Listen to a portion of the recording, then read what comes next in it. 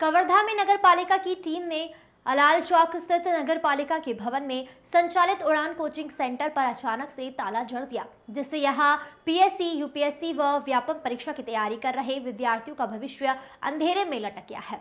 उक्त coaching centre को पूर्व मंत्री व कवर्धा विधायक ने 1 अगस्त 2023 को शुभारंभ किया था, जहां उड़ान एकेडमी के द्वारा लगभग 150 विद्यार्थियों को कंपटीशन परीक्षा का निःशुल्क कोचिंग मिल रहा था। वहीं आज नगर पालिका के द्वारा अचानक बुलडोजर चलाया गया एवं ट्रैक्टर लेकर नगर पालिका के अन्य अधिकारी पहुंच गए।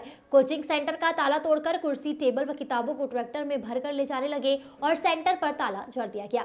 इस पूरी कार्रवाई का यूथ कांग्रेस व एनएसयूआई के कार्यकर्ताओं ने विरोध किया। वहीं नगर पालिका के पार्षद मोहित माहेश्वरी ने कहा कि नगर पालिका सीएमओ के द्वारा अपने पावर का दुरुपयोग करके बिना नोटिस व पूर्व सूचना दिए सेंटर को बंद किया गया है और यहां के सामान को तोड़ा गया है, जिसे विधानसभा में लेकर जाया जाएगा। छात्रों ने कहा कि अचानक सेंटर में ताला लगने से आगामी व्यापक परीक्षा में परेशानी होगी। आर्थिक रूप से कमजोर छात्रों के लिए यह संजीवनी साबित हो रहा था, पर अब इन्हें काफी दिक्कत होगी। वहीं इस पूरी कार्यवाही को लेकर नगर पालिका के सीएमओ नरेश वर्मा ने कहा कि उड़ान कोचिंग सेंटर अवैध रूप से संचालित हो रहा था, जिसकी शिकायत हमें मिली थी। इसी के बाद यह कार्यवाही की गई। Bureau report. 1 अगस्त 2023 को जब इस उड़ान कोचिंग संस्था का उद्घाटन हुआ था, उस समय के वर्तमान विधायक और मंत्री के साथ में मुख्य नगर पालिका अधिकारी सीएमओ वर्मा जी, कुर्रे जी और सभी पार्षद और गणमान्य नागरिक इस उक्त लोकार्पण उद्घाटन कार्यक्रम में इस कोचिंग के समय वहां पर उपस्थित है। इसका वीडियो भी है। चूँकि सामान्य सभा में नगर पालिका की सामान्य सभा में भी उक्त कोचिंग के लिए ये जगह उपलब्ध सुगमता से करी जाती है, इसका प्रस्ताव भी पास हुआ है। आज एकाएक सीएमओ वर्मा अपने साथियों के साथ आकर लूट की घटना को अंजाम दिए हैं। लात से मार के गेट को तोड़े, बिना पंचनामा के ताला लगा हुआ गेट को तोड़े हैं। सारी वहां पर लगी हुई कुर्सियां, लगभग 100-150 की मात्रा में table, chair, black board, counter table, बच्चों के पढ़ने लिखने के कॉपी पुस्तकें, इन सब को लूट के जबरन रूप से ट्रैक्टर में भर के ले गए। न ही कोई भी किसी भी तरह की सूचना दी गई। हमने फ़ोन में उनसे पूछा, सर ये क्या कार्रवाई है? तो बोले अवैध रूप से जो चल रहा है उसके सारे सामान को जब्ती कर रहा हूँ। तो ये बिना नोटिस जारी किए, बिना बताए, उस संस्था प्रमुख को भी जानकारी नहीं हुआ। कोचिंग क्लास खत्म हो गई तो उसके बाद वो घर में थे अपने, तो पता चला कि हमारी संस्था को किसी ने ताला को तोड़कर सारा सामान को लूट के ले गए। आज हम लोग सब यहाँ पर सारे छात्र छात्राएं भी मौजूद हैं।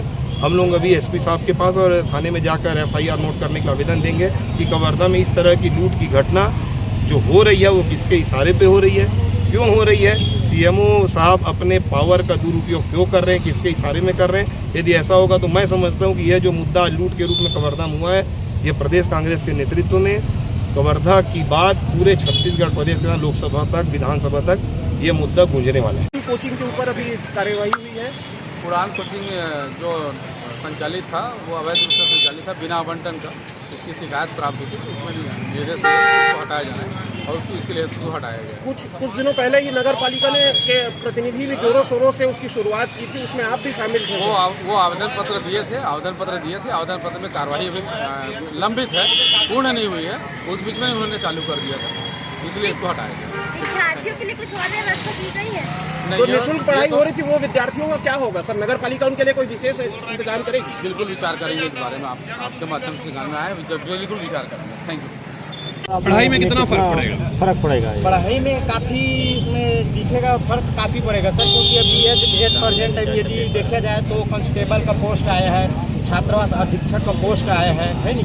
उसके बाद एज इट इज यदि बोला जाए तो टीचर का भी आने वाला है और सभी विद्यार्थी डीएड बीएड किए हुए 5 लाख अभी माननीय शिक्षा मंत्री जी को, बृजमोहन अग्रवाल जी को विज्ञापन सौंपा गया है। इन सब को देखते हुए यदि कहा जाए तो इनको एज इट इज बंद नहीं करना चाहिए था सर, क्योंकि विद्यार्थी जो है निःशुल्क रूप से इसलिए पढ़ते हैं ताकि उनका मतलब जो आर्थिक रूप से कमजोर रहते हैं, पैसे नहीं दे पाते हैं, उन लोग यहाँ आकर स्टडी करते हैं। क्या नाम है? मेरा नाम खिलावर राम साहू है सर। मैं मेरा होम डिस्ट्रिक्ट कबीर धाम है, मेरा विलेज सावतपुर है और मैं पंडरिया बिलोंग से पंडरिया।